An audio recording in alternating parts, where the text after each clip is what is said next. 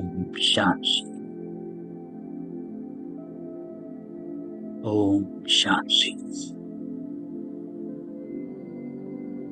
ओम शांति।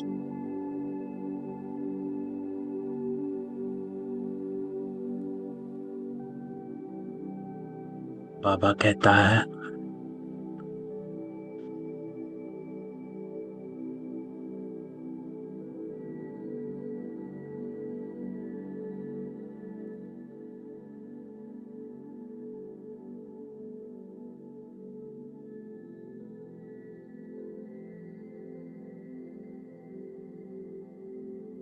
सब में ममत्व मिटा दो।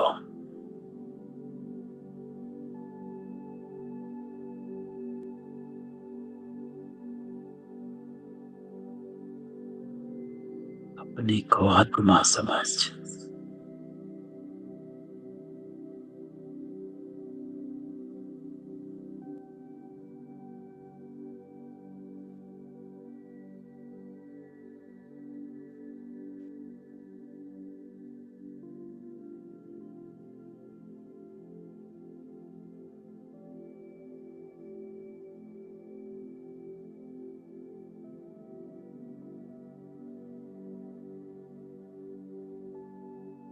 बाबा कहता है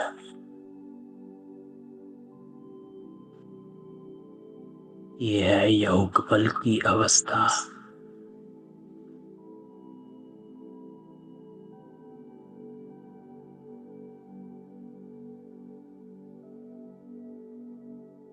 ये अंतिम जन्म सतो प्रधान बनना है।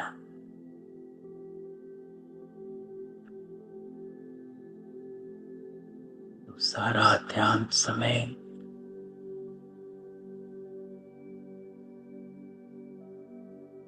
आज बाबा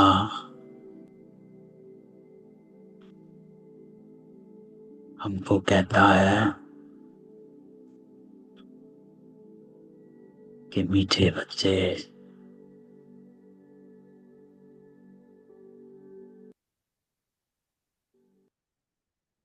इस शरीर रूपी कपड़े को यहाँ ही छोड़ना।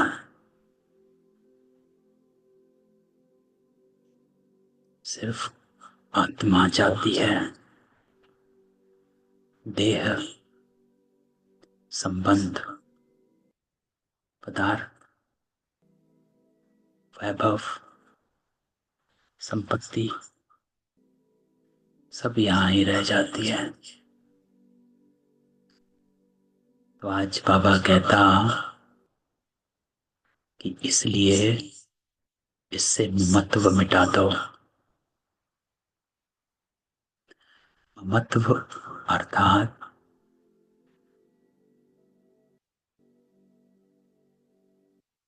कहीं पर भी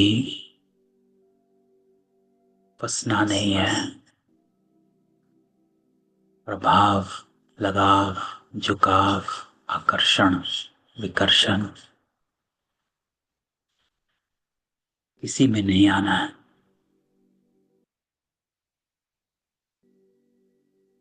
कोई भी मित्र संबंधी याद ना आए तो वैराग। बाबा हमको डिटैचमेंट सिखाता है। क्यों सिखाता है डिटैचमेंट? क्योंकि बाबा कहता है कि पतित बनने का, विकर्म होने का सबसे पहला कारण है अटैचमेंट। चाहे वो व्यक्ति से हो, चाहे मोह से हो, चाहे संबंध से हो, चाहे पैसे से हो,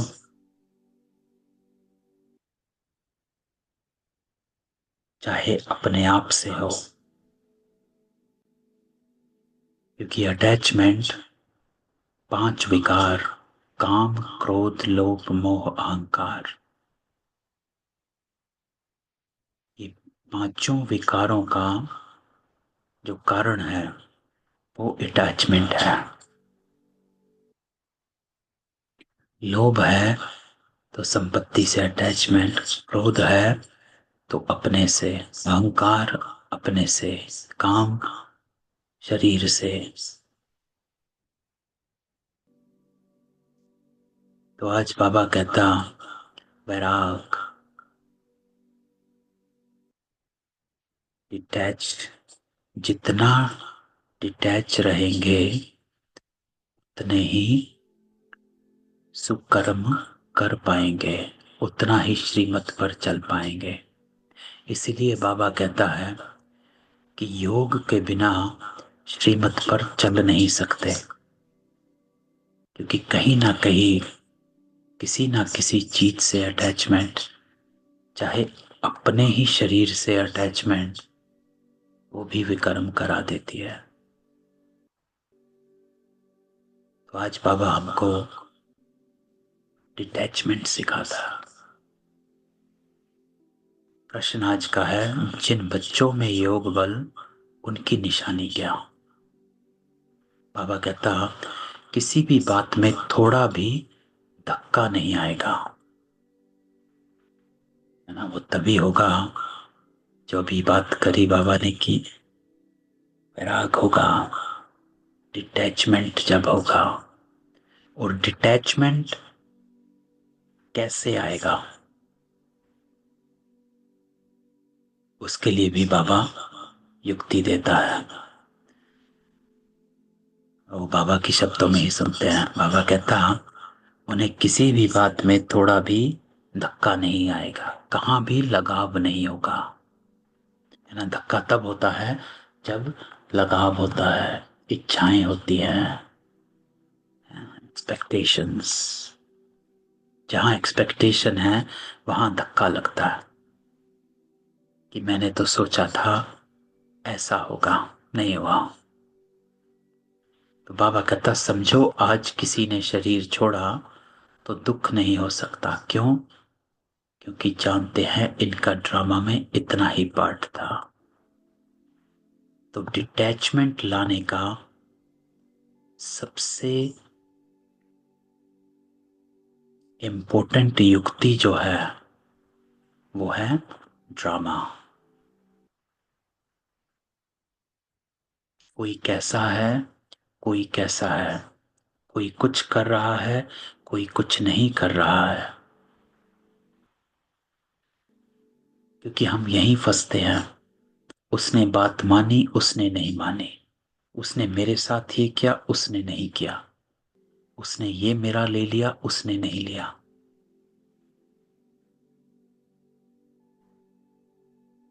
तो बाबा कहता ड्रामा, अर्थात हर आत्मा अपना अपना पार्ट एक्यूरेट प्ले कर रही है, जिसको हमने काफी पहले कई बार डिस्कस किया है कि किसी का भी कोई दोष नहीं है।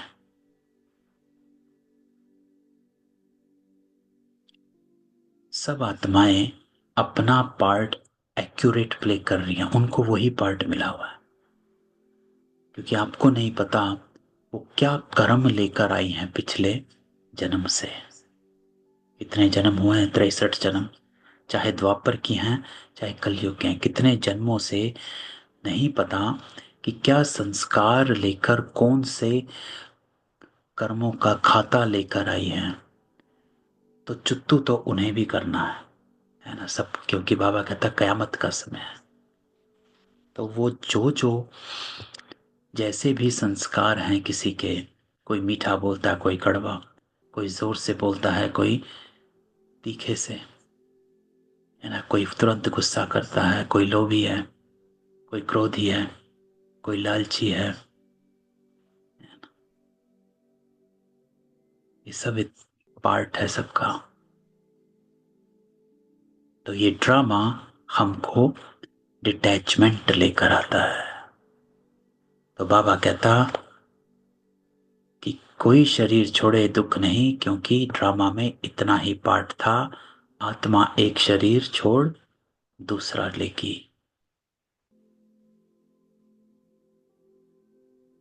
तो बनी बनाई बन रही, अब कुछ बननी नहीं। चिंता बाबा कहता ताकि कीजिए जो अनहोनी होए, कुछ भी अनहोनी नहीं है। Everything is accurate as is. ओम शांति। तो बाबा कहता ये ज्ञान बड़ा गुप्त है, इसमें नमस्ते भी नहीं करनी पड़ती। दुनिया में नमस्ते अथवा राम राम आदि कहते हैं। यहाँ बाबा कहता है ये सब बात चल नहीं सकती। क्यों? क्योंकि ये एक फैमिली है। फैमिली को में एक दो को नमस्ते व गुड मॉर्निंग करें, इतना शोभता नहीं।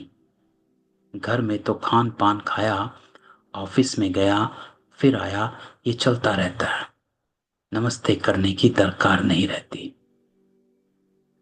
गुड मॉर्निंग का फैशन बाबा कहता यूरोपियन से निकला, नहीं तो आगे कुछ नहीं चलता था। कोई सत्संग में आपस में मिलते हैं तो नमस्ते करते, पांव पड़ते। ये पांव आदि पढ़ना बाबा कहता है नम्रता के लिए सिखलाते हैं। लेकिन यहां तो तुम बच्चों को तेही अभिमानी बनना है। तो आत्मा आत्मा को क्या करेगी,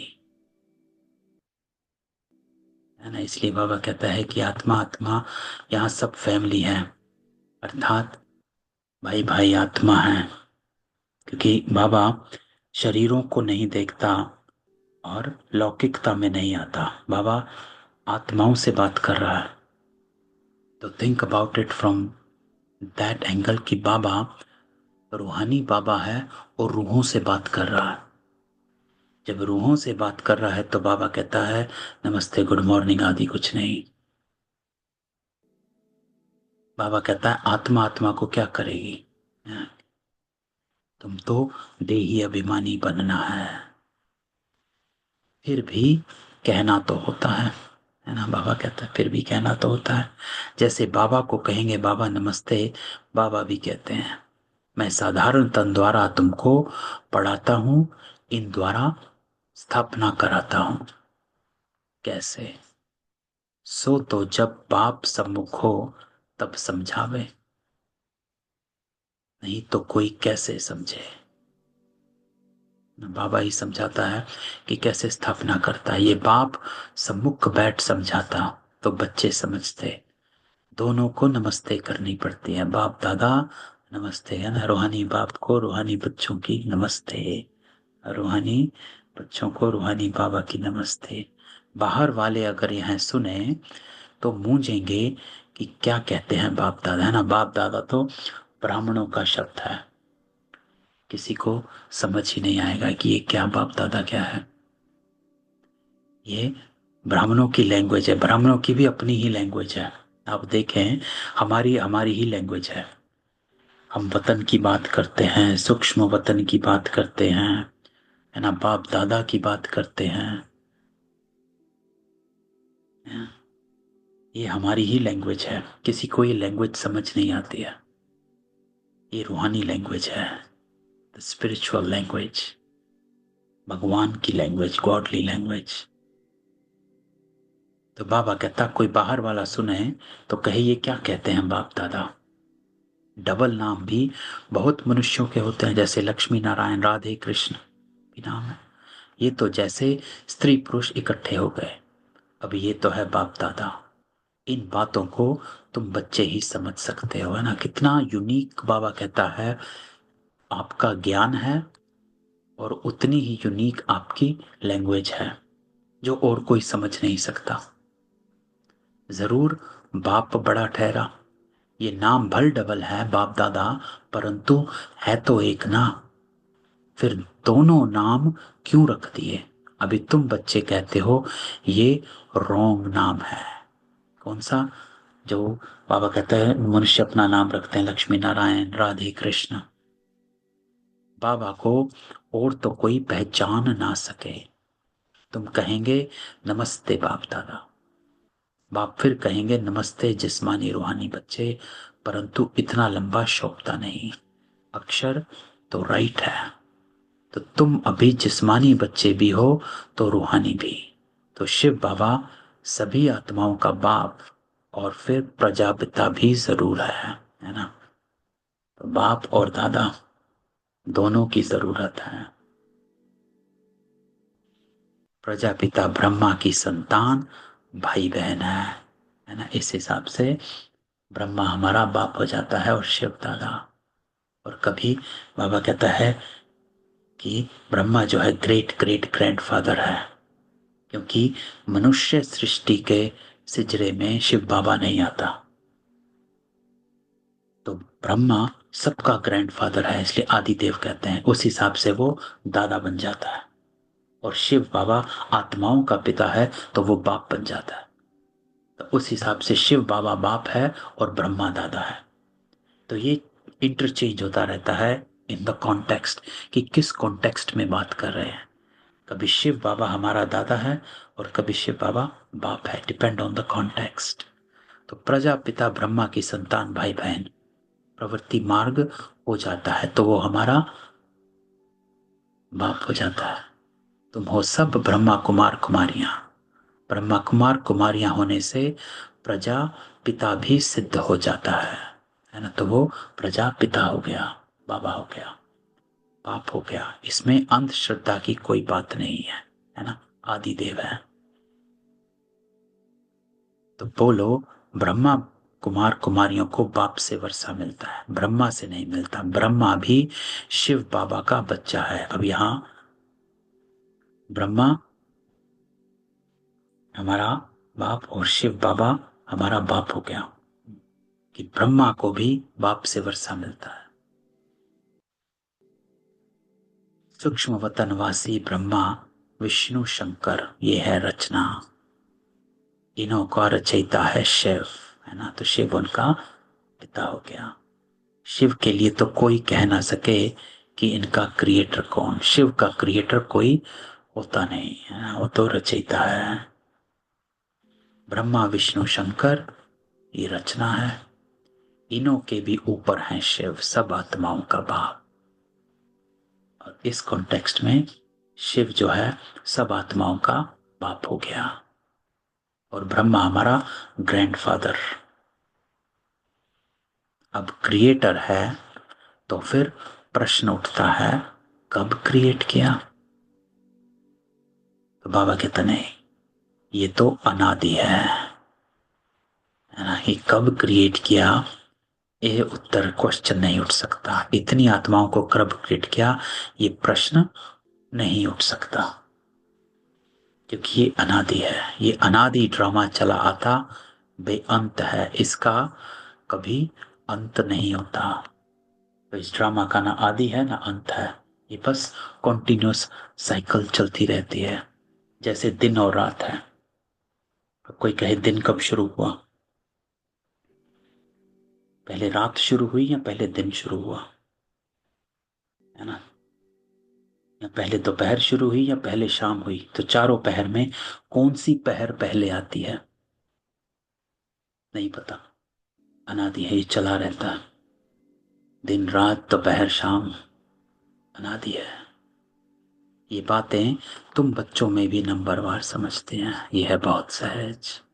एक बाप के सवाए किसी से लगाव ना हो। अब बाबा कहता है डिटैच।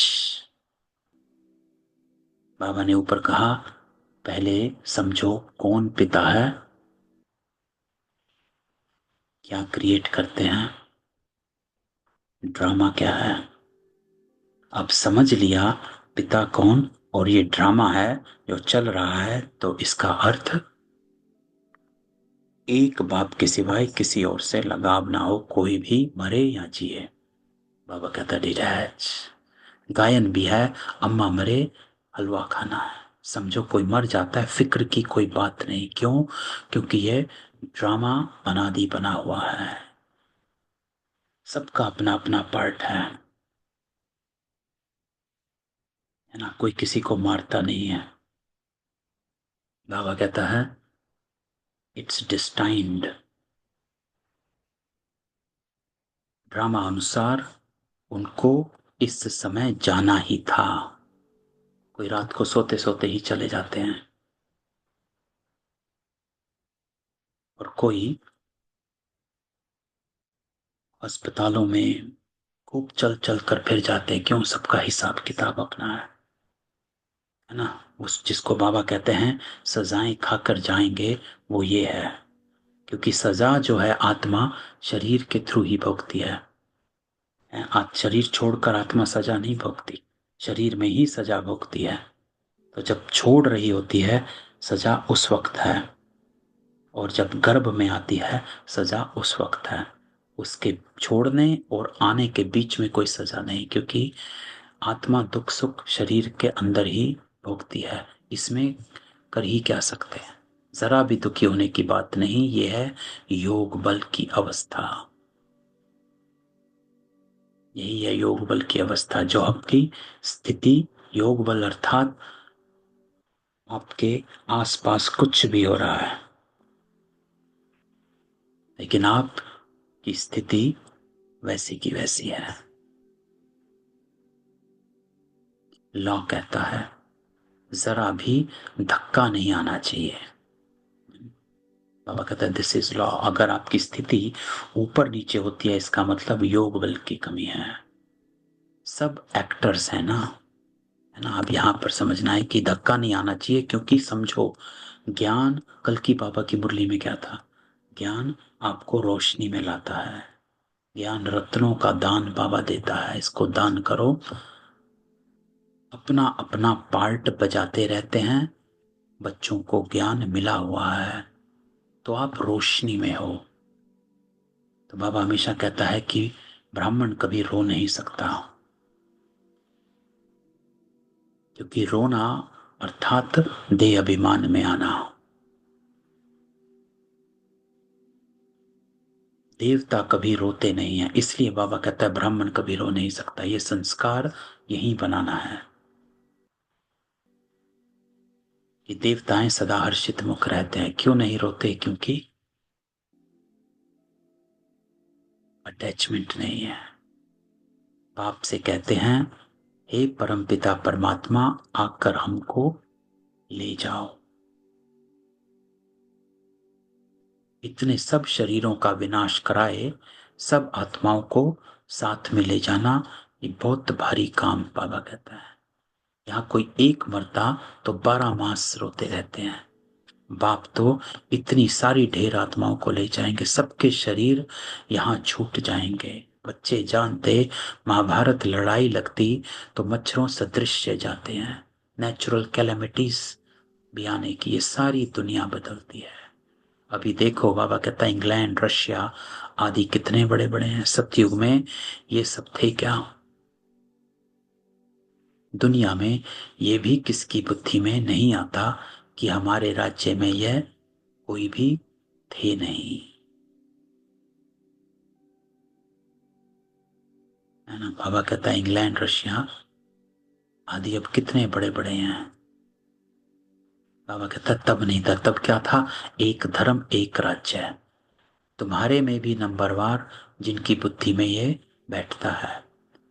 अगर धारणा हो, अगर सब ज्ञान बुद्धि में बैठा हो, तो वह नशा सदैव चढ़ा रहे। नशा चढ़ा रहना अर्थात किसी भी बात में क्वेश्चन नहीं है। नशा कोई को बहुत मुश्किल चढ़ा रहता है। मित्र संबंधी आदि सब तरफ से याद निकाल, एक बेहद की खुशी में ठहर जाएं, बड़ी कमाल है। बाबा कहता है ये भी अंत में होगा, कि जब सब तरफ से बुद्धि हट जाएगी, पिछाड़ी में ही कर्मातीत अवस्था को पा लेते हैं। बाद में बाबा कहते हैं कर्मातीत अवस्था हो जाती है।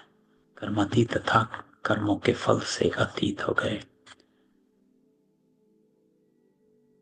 शरीर से भी भान टूट जाता है, ये तब आती कर्मातीत। जब अपने शरीर से भान टूट गया तो बाकियों के शरीरों से तो आप ही छूट गया। बस अब हम जाते हैं, ये जैसे कॉमन हो जाएगा। है ना, सब वैरागी हो गए। बाबा कहता जैसे नाटक वाले पार्ट बजाए फिर जाते हैं घर। कल भी बाबा ने कहा था नाटक खत्म हुआ सब वो अपने घर लौट जाते हैं। ये देह रूपी कपड़ा तुमको यहाँ ही छोड़ना है। ये कपड़े यहाँ ही लेते, यहाँ ही छोड़ते। ये सब बातें बाबा कहता तुम्हारी बुद्धि में है और उसकी बुद्धि में है नहीं। अलफ और बे, मन मना भव मध्याजी भव, बाप और वर्षा। अलफ और बे, अलफ है सबसे ऊपर। कहते भी हैं ब्रह्मा द्वारा स्थापना, शंकर द्वारा विनाश और विष्णु द्वारा पालना। अच्छा, बाबा कहता फिर बाकी शिव का काम क्या है? ऊंचते ऊंच शिव बाबा को कोई भी जानते नहीं।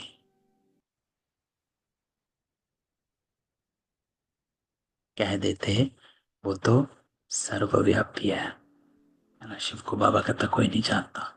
ये सब उनके ही रूप हैं। सारी दुनिया की बुद्धि में ये पक्का हो गया, इसीलिए बाबा कहता सब तमो प्रधान बन गए। बाप कहते हैं सारी दुनिया दुर्गति को पाई है, फिर हम ही आकर सबको सदगति देते हैं। तो अगर सर्वव्यापी है तो क्या सब भगवान ही भगवान है ना? बाबा इस बात को हमेशा उठाता है कि मैं भी भगवान तू भी भगवान। अगर हर जगह है तो विकर्म क्यों होते हैं? एक तरफ कहते ऑल ब्रदर्स, फिर कह देते ऑल फादर्स। समझते ही नहीं है ना। अगर सब भगवान है तो वही सभी फादर्स भी हो गए। अब तुम बच्चों को बेहद का बाबा कहता है कि बच्चे मुझे याद करो तो तुम्हारे विकर्म विनाश होंगे। तो मूल बात बाबा क्या कहना चाहता है? बाबा कहता है कि समझ ज्ञान की रोशनी में आए। अब तुमको पता चला कि आप कौन हैं और परमात्मा कौन है और वो क्या करता है। तब आए हो तो मुझे याद करो तो विकर्म विनाश हो। तुम्हें इस दादा को और मम्मा को भी याद नहीं करना। क्यों? क्योंकि वो शरीरधारी हैं, है ना। वो भी बाबा से वर्षा लेते हैं। बाप तो कहते हैं ना मम्मा ना बाबा, कोई की महिमा कुछ भी नहीं। शिव बाबा ना होता तो ये ब्रह्मा भी क्या करता, है ना। तो इनको याद करने से क्या होगा? तो याद तुम्हें शिव बाबा को करना है, अर्थात योग शिव बाबा से लगाना है। क्यों बाबा कहता है याद? यहां पर याद का अर्थ है योग। ब्रह्मा को वैसे तो याद करते हैं, क्यों? क्योंकि हम उनके चरित्र को याद करते हैं कि ब्रह्मा बाबा क्या करता था, वो उन्होंने क्या किया, कैसे उन्होंने अपनी अवस्था बनाई। लेकिन योग जो है, जब साइलेंस में चले जाते हो फिर शिव बाबा, हाँ तुम जानते हो हम इन द्वारा बाप से वर्षा ले रहे हैं, लेकिन इनसे नहीं, क्योंकि ब्रह्मा भी उनसे वर्षा लेते हैं। तो याद शिव को करना है। ये तो बीच में दलाल है। बच्चे और बच्ची की सगाई होती तब याद तो एक दूसरे को करेंगे ना। शादी कराने वाला तो बीच में दलाल ठहरा। तो बाबा कहता है ये तो हमको मिलाता है। आत्माएं परमात्मा अलग रहे बहुकाल, सुंदर मेला मिल गया जब सतगुरु मिला दलाल। तो इन द्वारा बाप तुम आत्माओं की सगाई अपने साथ कराता है। इसलिए गायन भी है सतगुरु मिला दलाल, है ना। ब्रह्मा हमको सतगुरु से मिलाता है। सतगुरु कोई दलाल नहीं, सतगुरु तो निराकार है। भल गुरु ब्रह्मा गुरु विष्णु कहते, परंतु बाबा कहता कोई गुरु नहीं। सतगुरु एक बाप ही है जो सर्व की सदगति करता है। बाबा ने तुमको सिखाया, तब तुम औरों को भी रास्ता बताते हो और सबको कहते हो कि देखते हुए भी नहीं देखो। कल भी बाबा ने कहा था कि मैं तुम्हें रास्ता बताता हूं, अब तुम औरों को रास्ता बताओ। और कहते हो देखते हुए भी नहीं देखो। क्यों? ताकि क्योंकि इस दुनिया में रहते हैं तो सब दिखता है, सुनते हैं। देखते हुए नहीं देखो का अर्थ बुद्धि शिव बाबा से लग रही है कि सब सुन रहे हैं, देख रहे हैं, लेकिन बुद्धि में कुछ धारण नहीं कर रहे।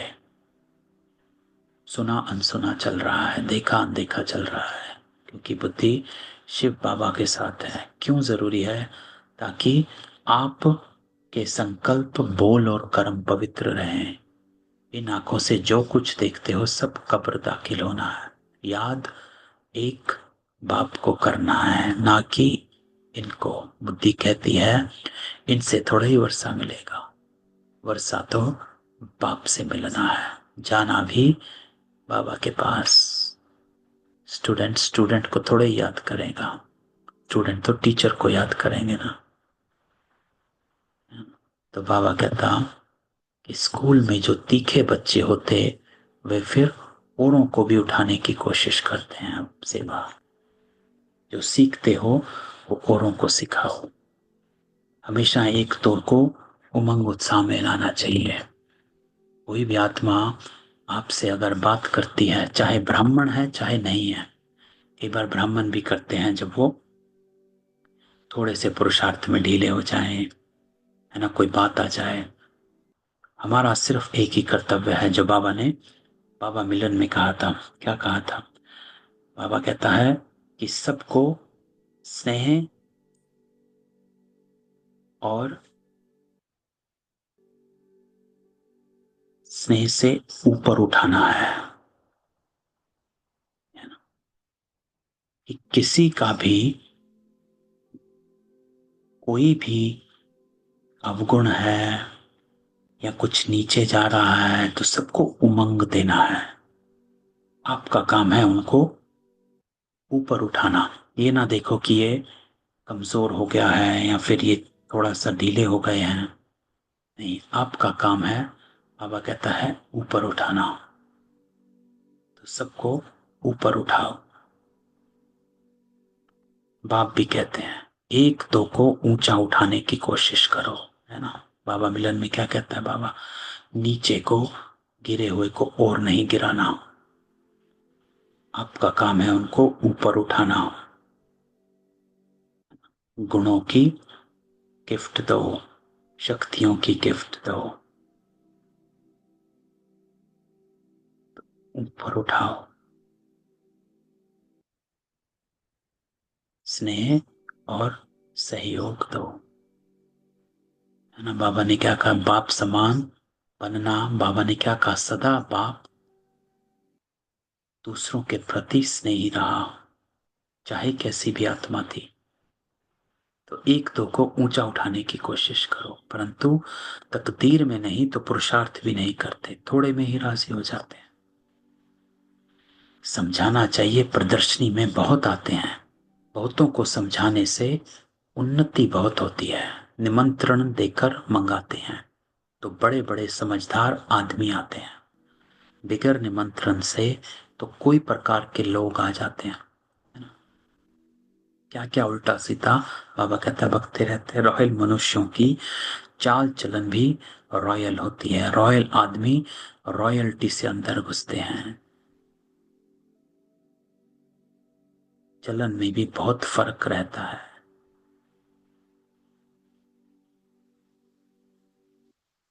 तो बाबा कहता है सर्विस की युक्ति बता रहा है। बाबा कहता कि निमंत्रण से मंगाओ।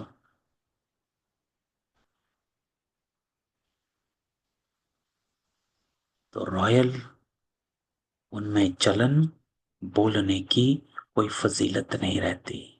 मेले में बाबा कहता सभी प्रकार के आ जाते हैं, किसको मना नहीं की जाती। इसलिए कहाँ भी प्रदर्शनी में निमंत्रण कार्ड पर मंगाएंगे तो रॉयल अच्छे अच्छे लोग आएंगे। तो बाबा युक्ति बता रहा है कि अब जब प्रदर्शनी करो इनविटेशन ओनली, तब कोई ऐसे ही नहीं आएंगे, तो वही आत्माएं आएंगी जो इच्छुक हैं।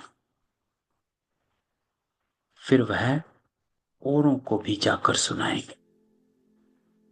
कभी फीमेल्स का प्रोग्राम रखो तो सिर्फ फीमेल्स ही आकर देखेंगे, क्योंकि कहाँ कहाँ फीमेल्स बहुत पर्दे नशी होती हैं। तो बाबा सर्विस की युक्ति बताता है, तो सिर्फ फीमेल्स का ही प्रोग्राम हो, मेल कोई ना है। बाबा ने समझाया है, पहले पहले तुमको यह समझाना कि शिव बाबा निराकार है ना साकार। मूल्य में बाबा हमेशा कहता था कि सबसे पहले परमात्मा की पहचान देनी है। आजकल तो बस वैल्यूज वैल्यूज पे ही डिस्कशन होती रहती है ना। परमात्मा की पहचान बाहर देते नहीं है। ये वैल्यूज वो वैल्यूज बस वहीं चले हुए, तो वो बाबा से कनेक्ट नहीं हो पाते हैं। शिव बाबा और प्रजापिता दोनों बाबा हुए, एक तरह से वो शिव बाबा है और एक तरफ से ब्रह्मा। दोनों एक रस तो हो ना सके, जो दोनों बाबाओं से वर्षा मिले, है ना।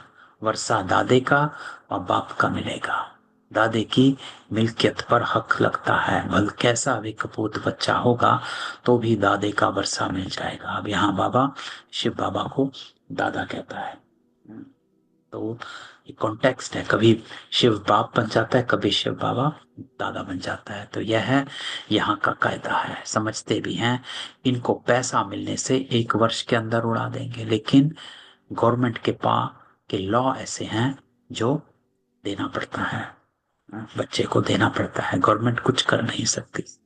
बाबा तो अनुभवी है। कौन? ब्रह्मा बाबा। एक राजा का बच्चा था। बाबा कहता है, बाबा को कई एग्जाम्पल याद है, तो ब्रह्मा बाबा एग्जाम्पल देता है। एक राजा का बच्चा था, 1 करोड़ रुपया 12 मास में खत्म कर दिया। ऐसे भी होते हैं। शिव बाबा तो नहीं कहेंगे कि हमने देखा है, ये ब्रह्मा बाबा कहते हैं हमने बहुत ऐसे मिसाल देखे हैं। इसलिए बाबा हमेशा कहता है ये अनुभवी रथ है। मैंने अनुभवी रथ को पकड़ा है जिसने सब देखा हुआ है। ये दुनिया बड़ी गंदी है, ये है ही पुरानी दुनिया, पुराना घर। पुराने घर को हमेशा तोड़ना होता है। इन लक्ष्मी नारायण के राज्य राजाई घर देखो कैसे फर्स्ट क्लास हैं। तो अब क्या करना है? तो बाबा कहता, अभी तुम बाप द्वारा समझ रहे हो और तुम नर से नारायण बनते हो। मूल बात है, हम ज्ञान इसीलिए पढ़ रहे हैं। यह है सत्य नारायण की कथा। ये भी तुम बच्चे ही समझते हो। तुम्हारे में भी पूरे फ्लावर्स अभी बने नहीं है। इसमें रॉयल्टी बड़ी अच्छी चाहिए। तुम उन्नति को दिन प्रतिदिन पाते रहते हो, फ्लावर्स बनते जाते हो ना। तो बाबा कहता हम कांटों से फूल बना रहा हूं। तुम बच्चे प्यार से कहते हो बाप दादा। ये भी तुम्हारी नई भाषा है ना। फिर बाबा उस टॉपिक को पकड़ता है जो मनुष्य को समझ में नहीं आ सकते ना। ये लैंग्वेज ही ब्राह्मणों की है। समझो, बाबा कहाँ भी जाए तो बच्चे कहेंगे बाप दादा नमस्ते। बाप रिस्पॉन्ड देंगे, रूहानी जिस्मानी बच्चों को नमस्ते। ऐसे कहना पड़े, कोई सुनेंगे तो कहेंगे ये तो कोई नई बात है। बाप दादा इकट्ठे कैसे कहते हैं? बाप और दादा दोनों एक कभी होते हैं क्या? नाम भी दोनों के अलग है। शिव बाबा, ब्रह्मा दादा, तुम इन दोनों के बच्चे हो, है ना। बाबा शिव बाबा को बाप बताता है, ब्रह्मा को दादा। तुम इन दोनों के बच्चे हो। तुम जानते हो इनके अंदर शिव बाबा बैठा है और हम दोनों के बच्चे हैं। ये भी बुद्धि में याद रहे तो खुशी का पारा चढ़ा रहे और ड्रामा पर भी पक्का रहना है ना। तो दोनों चीजें इंपॉर्टेंट है। एक, ज्ञान कि आप कौन है, उससे खुशी रहेगी। इंपॉर्टेंट लाइन है। दूसरा, ड्रामा पर भी पक्का रहना है ताकि तुम्हें डिटैचमेंट रहे। कोई भी लौकिक सिचुएशंस, कुछ भी चल रहा है, सब कहीं भी बुद्धि ना जाए। तो बाबा कहता है दोनों चीजें, एक बुद्धि में याद रहे तो खुशी का पारा चढ़ा रहे कि हम किसकी संतान है, और दूसरा ड्रामा पर पक्के रहना है।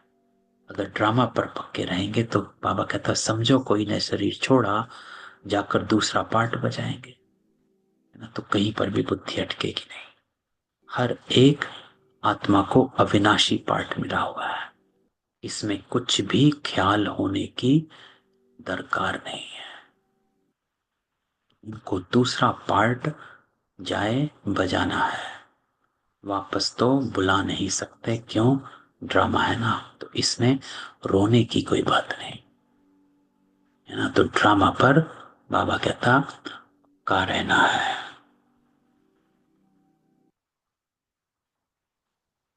तो ड्रामा जो है बहुत ही पावरफुल है, और मैंने पहले भी सुनाया था कि मैं ड्रामा को बहुत यूज करता हूं। बहुत बड़ी बड़ी सिचुएशंस आई हैं और उसमें ड्रामा ड्रामा सामने आते ही फुल स्टॉप लग जाता है। बुद्धि कहीं भागती नहीं, किसी ने कुछ किया नहीं किया, सब ड्रामा पे हो जाता है कि ठीक है भाई। फिर कोई कहता है कि भाई ऐसे ही ठीक है, करोगे तो कैसे चलेगा। लेकिन उनका भाव लौकिक है, क्योंकि वो कहते हैं कैसे चलेगा, क्योंकि वो लौकिक भाव से सोच रहे हैं कि कैसे चलेगा, दुनिया फायदा उठाएगी या ये करेगी वो करेगी। लेकिन हमारा भाव दूसरा है। हम कहते हैं सब ठीक है। क्यों? क्योंकि हम अपने संकल्पों को बचाना चाहते हैं, अपने बोल को, अपने कर्मों को श्रेष्ठ रखना चाहते हैं। तो हमारा फुल स्टॉप करने का रीजन अलग है, और उनका, दूसरों का, जो मनुष्य नहीं जानते, दूसरी आत्माएं हैं, बीके नहीं है, ज्ञान में नहीं है, वो दूसरे तरीके से लेते हैं। वो कहते हैं तो लापरवाह हो गए, बेफिक्र हो गए, समझ में ही नहीं आता। किसी ने इनका ले गए और ये चुप रहे। अरे भाई, हमें अपने संकल्पों को बचाना है। तो हमारा ड्रामा फुल स्टॉप, अर्थात हमारी स्थिति ऐसी रहे जो हमारे कर्मों पर कोई भी बाधा ना आए। तो ऐसी अवस्था वाले ही निर्मोही राजा जाकर बनते हैं। तो इंपॉर्टेंट बात है कि बाबा कहता है यही, ये गुण यही धारण करने हैं। अगर छोटी छोटी बातों में अटकने लगे, संडे को बाबा ने एक इंपॉर्टेंट लाइन कही थी, है ना। बाबा कहता है बड़ी बात को छोटा करना सीखो और छोटी को खत्म करना सीखो, तभी निर्विघ्न बन सकोगे। पावरफुल बाबा की बात है ये, जो साधारण मनुष्य में समझ नहीं आएगी। तो बड़ी बात को छोटा करो और छोटी को खत्म करो। ऐसी अवस्था वाले ही निर्मोही राजा बनकर बनते हैं। सतयुग में बाबा कहता सब निर्मोही होते हैं। तो ये गुण हमें यही धारण करने हैं। यहां कोई मरता है तो कितना रोते हैं, बाप को पा लिया तो फिर रोने की दरकार ही नहीं। क्यों? रोशनी में है। बाबा कितना अच्छा रास्ता बताता है। इसी को कहते हैं प्रारब्ध।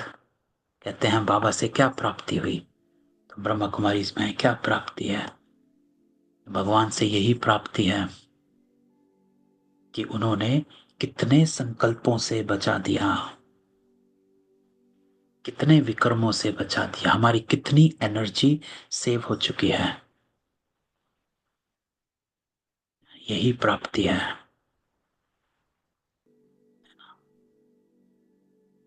दुनिया तो गोलियां खानी पड़ती हैं, ये हो गया वो हो गया, डिप्रेशन हो गया, डायबिटीज हो गया, ये हो गया वो हो गया, यहाँ कुछ नहीं। तो बाबा कितना अच्छा रास्ता बताते हैं। कन्याओं के लिए तो बहुत अच्छा है। बाप फालतू पैसे खर्च करें और तुम जाकर नर्क में पड़ो, इससे तो बोलो हम इन पैसों से रूहानी यूनिवर्सिटी कम हॉस्पिटल खोलेंगे, बहुतों का कल्याण करेंगे, तो तुम्हारा भी पुण्य है, हमारा भी पुण्य है। तो बाबा कहते हैं कन्याओं, बच्चे खुद भी उत्साह में रहने वाले हों कि हम भारत को स्वर्ग बनाने में तन मन धन सब खर्च करेंगे। इतना नशा रहना चाहिए। देना हो तो दो, ना देना हो तो ना दो। तुम अपना कल्याण और बहुतों का कल्याण करना नहीं चाहते हो, इतनी मस्ती होनी चाहिए। तो बाबा कहता खास कुमारियों को बहुत खड़ा होना चाहिए। आज तो मीठे मीठे सिके लदे बच्चों प्रति माता पिता बाप दादा का याद प्यार, गुड मॉर्निंग। रूहानी बाप की रूहानी बच्चों को नमस्ते। हम रूहानी बच्चों की रूहानी बाप दादा को याद प्यार, नमस्ते और गुड मॉर्निंग। तो धारणा, बाबा कहता अपनी चाल चलन रॉयल, बहुत फजीलत से बात करनी और नम्रता का गुण धारण करना है। अपनी चलन रॉयल रखनी है। और ये तभी होगा जब हम ड्रामा पर पक्का रहेंगे। इन आंखों से जो कुछ दिखाई देता है सब कब्र दाखिल होने, इसलिए देखते हुए भी नहीं देखना है। एक शिव बाबा को ही याद करना, किसी देहधारी को नहीं। क्यों? क्योंकि जिसको याद करोगे वैसे बन जाओगे। तो ये थी आज की बाबा की मुरली। तो बाबा आज हमको डिटैचमेंट सिखाता है, और उसमें ड्रामा, ड्रामा को यूज करो। बाबा कहता है ड्रामा पर पक्का रहना है। दो चीजें, एक इस ज्ञान में अपने आप को देखो, आप कौन हो, है ना। एक उस नशे में रहना है कि मैं कौन हूं।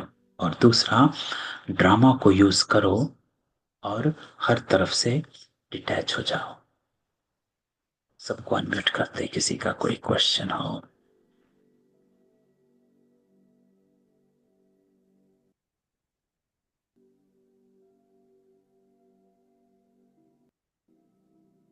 नहीं?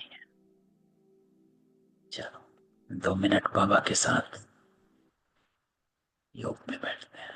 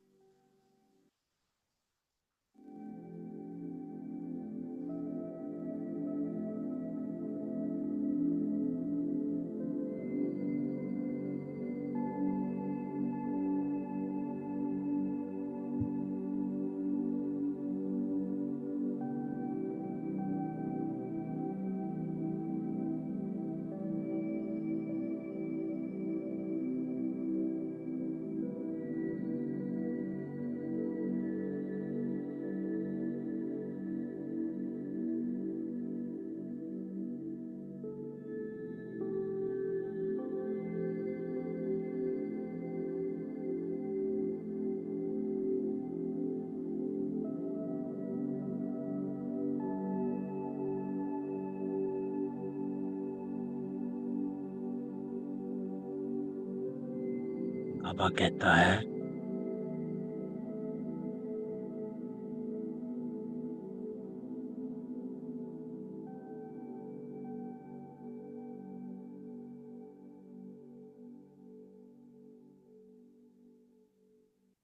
इस पूरे सृष्टि चक्र में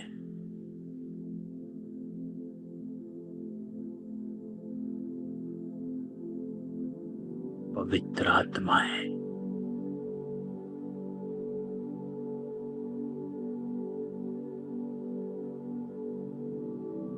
सत्य की आत्माएं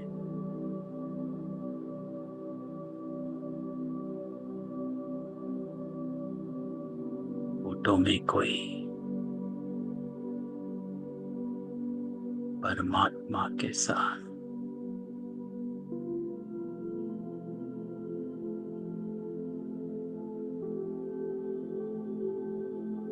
संबंध में आने वाली आत्माएं हो।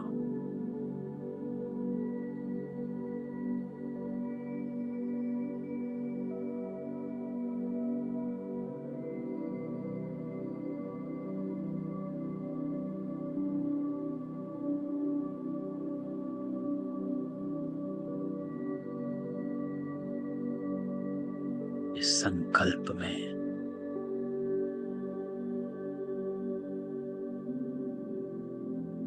बाबा के साथ बैठ जाओ, अनुभव करो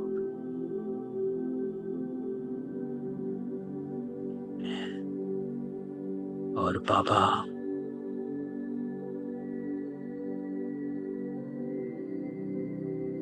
कंबाइंड स्वरूप